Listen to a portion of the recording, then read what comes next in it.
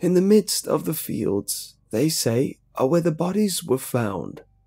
They were nailed to a stick of wood and used as scarecrows, but not before their bones and organs were removed and replaced with straw." "Is the story true?" Jonas asked. "Of course not, my boy," Hicks replied, laughing his way into the kitchen. Hicks was a 60-year-old man who had lived across from the field his whole entire life. Jonas was a young 17-year-old male who was hitchhiking along the road that sits outside Hicks's home. Hicks felt bad for the boy, so he allowed him to stay in the spare bedroom of his home in exchange for work around the farm. He had only been there for 4 days, and everything was well. But there was something about the fields that gave Jonas the creeps. It was the way the crops swayed inconsistently with the wind. It was the smell that would linger around the fields and make its way toward the home. But most of all, it was the stories that Hicks would tell him about the fields. Every night before he'd go to sleep, Jonas would take a peek at the fields. He'd never seen anything other than crows, but one night, he saw something else. It fled across the field and disappeared into the distance. He didn't get a desirable sighting of the thing, and that's what scared him the most. The only thing he saw was a dark shadow. He didn't look away, even after the thing had already disappeared. He kept his eyes gazed out at the fields. He thought about what Hicks had told him. Dying is not exactly what most people are afraid of. It's the fear of the unknown. Nobody knows what comes after death, so they fear dying in every way possible. In this situation, Jonas was fearing the unknown. If he had gotten a more desirable glimpse of the thing, he'd know what it was. It's the fact that something is out there, and he had no idea what it was. That's what scared him the most. The next morning, Hicks and Jonas were both distressed to find some of the crops in the field to be destroyed. Thinking about what he saw the night before, Jonas was convinced he knew what had destroyed the crops. He informed Hicks about what he saw. "It's the damn crows," Hicks said, ignoring what Jonas had told him. "It's always the damn crows." The hours went by, slowly but surely.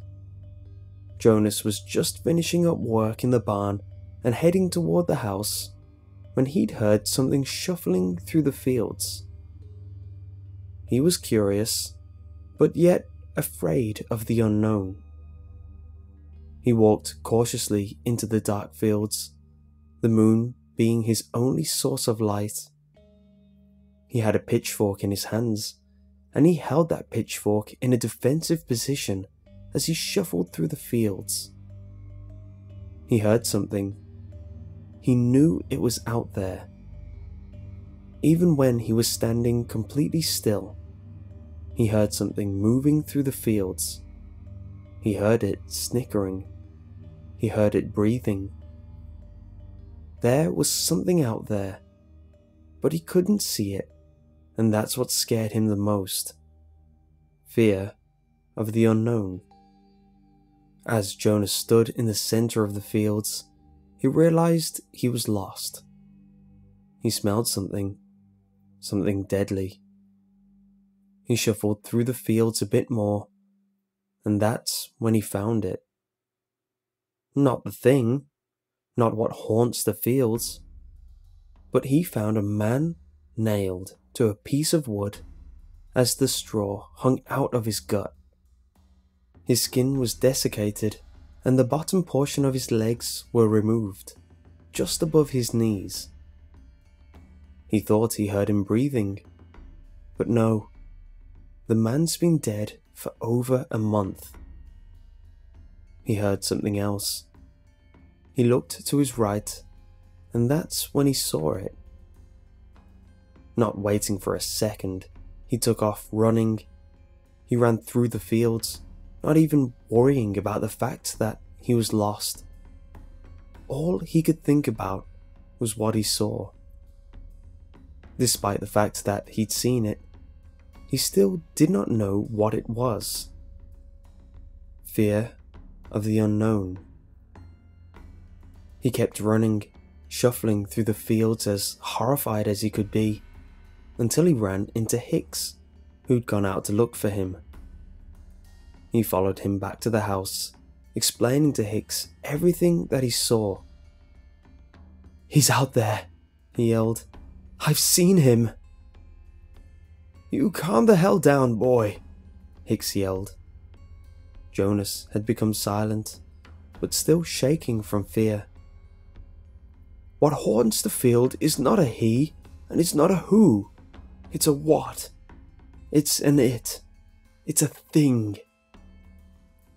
"It killed a man," Jonas said. "It's still out there. We have to call the police." "There ain't nothing no police can do," Hicks said. "We'll be safe just as long as we stay away from the fields at night." "What does it want?" "It's the damn crows," Hicks replied. "It's always the damn crows." Jonas went to bed that night, unable to sleep, with the haunting images of what he saw earlier that night on his mind. He spent most of that night glancing out of the window, fearing that what haunts the field is still out there. It wasn't until he began dozing off that he saw it again. Its beaming red eyes could be seen from miles away, but it was much closer than that. It was standing near Hicks's tractor, staring into the fearful eyes of Jonas before it fled into the fields and disappeared.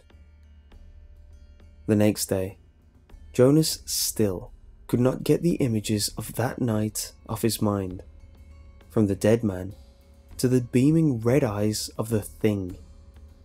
He was being haunted by the images. When the night rolled along, Jonas made sure to get inside the house before sundown. He was all alone that night. Hicks had left hours before for a supply run. Just a few hours after sundown, a scream had echoed from the fields. It was a woman. Jonas thought about it, and he thought about it hard.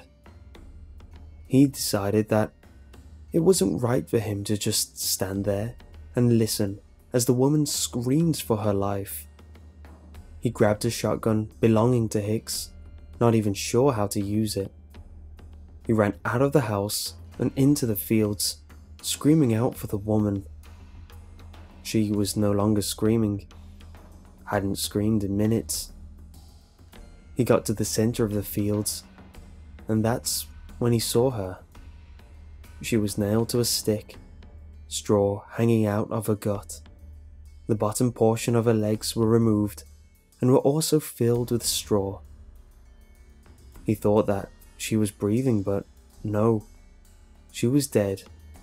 And again, it was the thing, with its beaming red eyes staring back at him. Jonas took off running, able to find the house minutes later. He ran inside and locked every door and every window.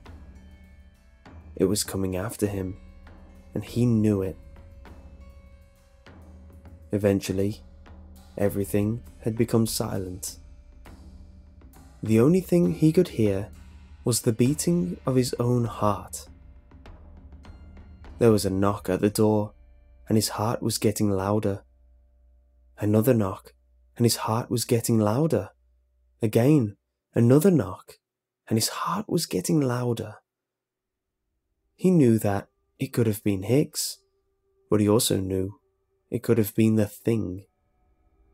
His chest was getting tighter as he took a deep breath.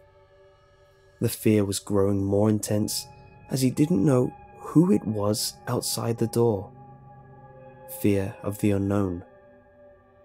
He walked slowly to the door, dragging his feet as he got closer and closer.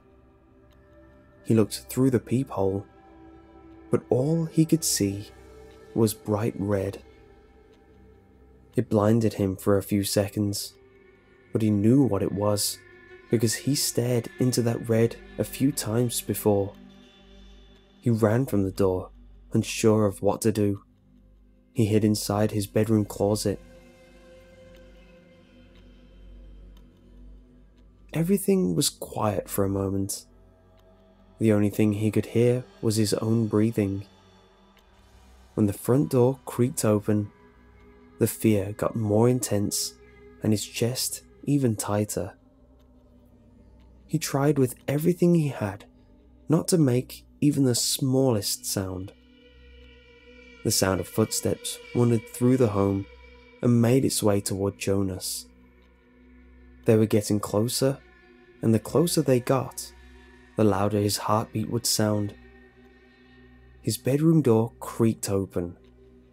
Whatever or whoever it was in the room. Its breathing. He could hear its breathing as it was louder than it had ever been before. The closet door creaked open, and Jonas was certain he was next to be nailed to a stick and displayed as a scarecrow. However, it was Hicks who stood in front of him. "What are you doing, boy?" he yelled, taking the gun from Jonas. "It was here," Jonas said. "It was outside the door." Hicks shook his head as he was snickering, a sound so familiar to Jonas. "You got it all wrong, my boy," he said. "You see, I left out a very important detail about what haunts the fields." He got closer as Jonas backed up against the wall. "It doesn't just kill anybody. It picks up hitchhikers, and it takes them to his home, where it tells them stories about the fields." His eyes become a bright, beaming red. "Do you know what it does to them next?" "No," Jonas cried. "It guts them. It stuffs them with straw, and then nails them to a stick out in the fields," he said. "Do you know why it does that?" "No," he cried again. "It's the damn crows," he said. "It's always the damn crows."